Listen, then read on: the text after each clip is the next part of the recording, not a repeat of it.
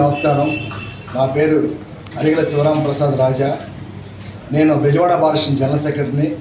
రేపు జరగబో graduates MLC ఎన్నికల్లో నేను ఎమ్మెల్సీగా పోటీ చేస్తున్నాను. నా సీరియల్ నెంబర్ 5 అనేటువంటి అంకెను వేసి నన్ను గెలిపించాలని కోరుచున్నాను. నేను ఎమ్మెల్సీ ఎన్నికల్లో పోటీ చేయడానికి ప్రధాన కారణం, గతంలో నేను ఆంధ్ర యూనివర్సిటీలో ఉన్నటువంటి విద్యార్థుల సమస్యలపై విద్యార్థి నాయకుడిగా విద్యార్థులకు పక్షాన్ని నిలబడి విజయం సాధించాను. అదేవిధంగా గత 20 సంవత్సరాలుగా నేను న్యాయవాద వృత్తిలో ఉంటూ సమాజానికి సేవ చేస్తున్నాను.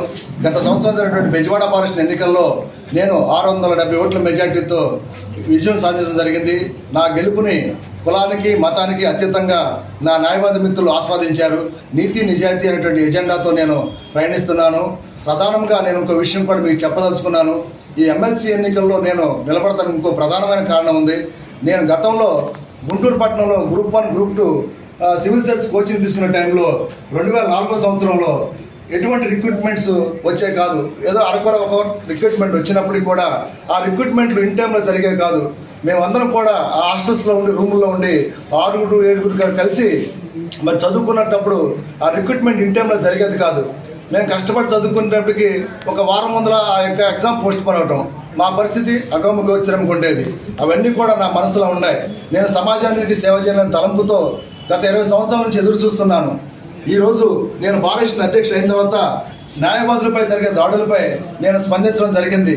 కృష్ణా గుంటూరు జిల్లాలో ఉన్నటువంటి న్యాయవాదులు ఎంతో బాధలకు గురి చేశారు. కొన్ని సందర్భాల్లో మేమందరం కూడా జిల్లా ఫెడరేషన్స్, కృష్ణా అండ్ గుంటూరు జిల్లా ఫెడరేషన్స్ ద్వారా న్యాయవాదులపై జరిగిన దాడులు కానీ మరి వాళ్ళకి సమస్యలపై మేమందరం కూడా స్పాంటేనియస్గా మాట్లాడి మేము సమస్యను పరిష్కరించడం జరిగింది.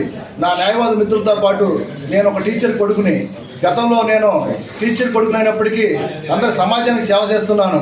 ప్రధానంగా ఉద్యోగుల విషయంలో మరి గతంలో గెలిచినటువంటి ఎమ్మెల్సీ అభ్యర్థులు ఎవరు కూడా మరి ఎంప్లాయీస్ రావాల్సినటువంటి ఏరియర్స్ విషయంలో ఇప్పటికీ మాట్లాడతలేదు. అదేవిధంగా ఈ ఎలక్షన్స్ ప్రధానంగా గ్రాడ్యుయేట్స్ అనేటటువంటి పార్టీలకు, రాజకీయ పార్టీలకు అతీతంగా జరిగేటువంటి ఎన్నికలు. ఈ ఎన్నికల్లో విద్యావంతులైనటువంటి ఓటర్లు ఒక మంచి నాయకుడిని శాసన మండలికి పంపించి సమస్యలపై, ఎన్నో సమస్యలు ఉన్నాయి, మనం మాట్లాడుకోవాలి. ప్రాథమిక అవకాశమైనటువంటి విద్య, వైద్యం, ఇవన్నింటినీ కూడా మనం నెరవేర్చాలి. ఇంకో మాట చెప్పాలంటే మనం ఒక మంచి చేసేటువంటి నాయకుడిగా సమాజంలో ఉంటే డెఫినెట్గా అందరూ ఆశీర్వదిస్తారు. నా ఆశయం బలపడాలని మీరందరూ కూడా నాకు సహకరించి రేపు జరగబో ఎన్నికల్లో నా సీరియల్ నెంబర్ 5 అంకెను వేసి గెలిపించాలి. అదేవిధంగా న్యాయవాదులకి రక్షణ చట్టం తీసుకురావాలి. అదేవిధంగా బ్యాక్లాగ్ పోస్టులు ఇవ్వాలి. మరి విద్యార్థులకి ఒక జాబ్ క్యాలెండర్ని ఇవ్వాలి. ఎంప్లాయీస్, నిరుద్యోగులైనటువంటి ఎంప్లాయీస్ అందరికీ కూడా. ఎందుకంటే ఒక జాబ్ క్యాలెండర్ అనేది ఎప్పుడైతే సిస్టమేటిక్ వస్తుందో సటన్ టైంలో ప్రిపరేషన్ అవుతారు, వాళ్ళకి కాలం కలిసి వస్తుంది. అదేవిధంగా ఆర్థిక పరమైనటువంటి వెసులుబాటు కూడా వాళ్ళకు ఉంటుంది.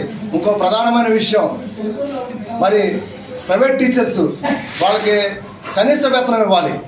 కనీస వేతనంతో పాటు 10 గంటలు ఉండాలి. ఎందుకంటే నా మిత్రులు చాలామంది నేను చాలా సందర్భాల్లో మాట్లాడుకున్నప్పుడు కనీసం ఆదివారం నాతో స్పెండ్ చేయమంటే మాకు టైం లేదని చెప్పి అంటారు. మరి యాజమాన్యాలు వారి యొక్క శ్రమను దోపిడీ చేస్తున్నాయి. వారి కోసం కూడా వారి గళాన్ని నేను శాసన మండలిలో మాట్లాడతాను. ఇంకా చాలా సమస్యలు మనం ఎదుర్కొంటున్నాం.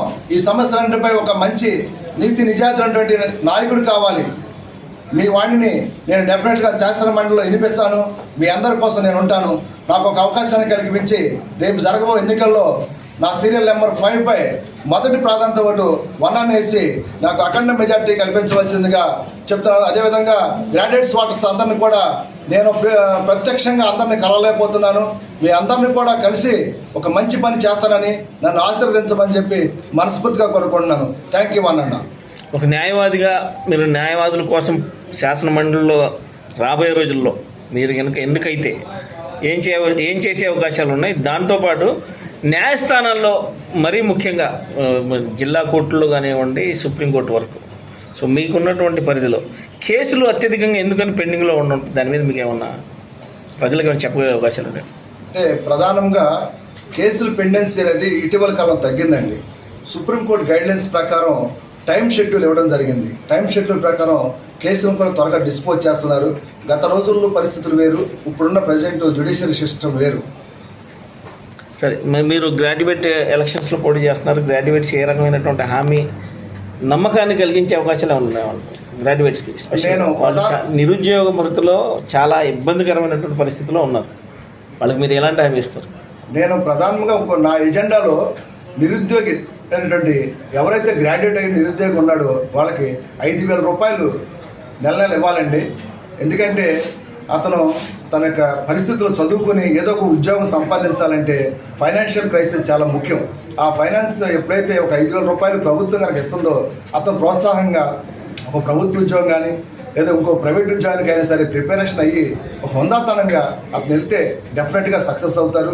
నా ఆలోచన ఏంటంటే నెలకు 5,000 రూపాయలు నిరుద్యోగ వృత్తి ఇవ్వాలని చెప్పి నేను ప్రధానంగా వీళ్ళందరూ సహకారంతో, నేను వాలంటీర్గా నేనేం చేయలేండి, నేను ఒక్కటిగా ఈ సమాజంలో ఏం చేయలేను. నాతో పాటు నా సోదరులు అంటే మరి విధంగా గ్రాడ్యుయేట్స్ అందరూ కూడా నేను ఆర్గనైజ్ చేసి డెఫినెట్గా ఏదైతే ఈ సమస్యలు వీటన్నిటిపై నేను పోరాటం చేస్తానని చెప్తున్నాను.